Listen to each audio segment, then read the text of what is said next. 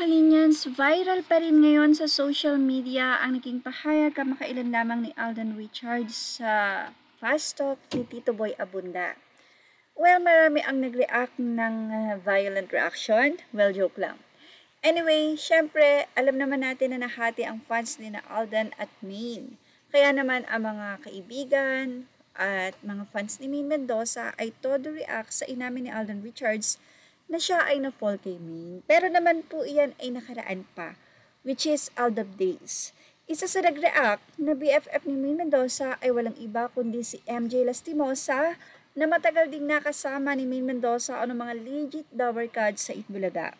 Alam naman natin na hindi ito masyadong nakasama ni Alden dahil si Alden nung nasa GMA pang E80 or ang Itbulaga nila Tito Vic and Joey ay hindi rin naman din siya madalas na nakakapag-host doon kasi busy si Alden and also Maine Mendoza. Pero mas maraming days na nandoon si Maine Mendoza dahil alam naman natin na si Maine ay focus lang siya on hosting and sa mga endorsement. So si Alden Richard, siya ay madalang. Kaya naman si MJ Lastimosa at si Maine Mendoza ay sobrang BFF at nito lamang ay tila nag-rant ang nasabing beauty queen sa social media na ang pakiwari nga ng mga netizen ay si Alden Richards ang pinariringgan nito. Say kasi ni MJ Lastimosa sa kanyang Twitter, "Ama ka na." Well, ang ama ka na ay isang salita or parang tinatawag nilang gilinggo, salita ng kung saan tumutukoy ito sa katumbas nito ang salitang tama ka na or pinatitigil niya yung isang tao. So say ng mga netizen, ngayon lang nag-react si MJ dahil sa sinabi ba ni Alden Richards? Sa palagay niyo po mga kalinyans, ito ba ay rant or react nitong si MJ Lastimosa sa sinabi ni Alden Richards na na-fall siya kay Maine kung saan maraming mga netizen ang nagsabi na na-fall pala, bakit hindi mo tinuloy? Yan ang tanong nila.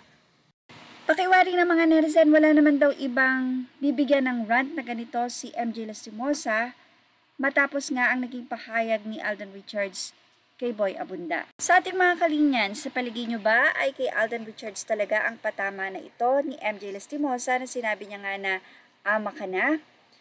Well, nagdepensa naman dito ang mga fans ni Alden Richards. May nagsasabi na at least naging totoo lang si Alden Richards sa kanyang sarili. Ang ilan naman yung sinasabi na nagamit na naman daw itong si Maine Mendoza sa promo-promo ng movie. Ang ilan naman na nagsasabi na maganda lang din ang sinabi ni Alden Richards yun. At least, ngayon, alam na nila na talagang pass is pass. Pero syempre, ang ilan na naniniwala na magkasama pa rin si Maine Mendoza at Alden Richards at inaalagaan ng kanilang mga anak. Nako, kailan kaya matatapos to?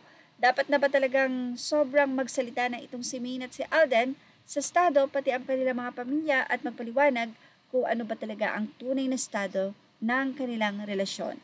At yan ang ating Weekly Vlog Update. Thank you for watching. Images are all ready to the rightful owners.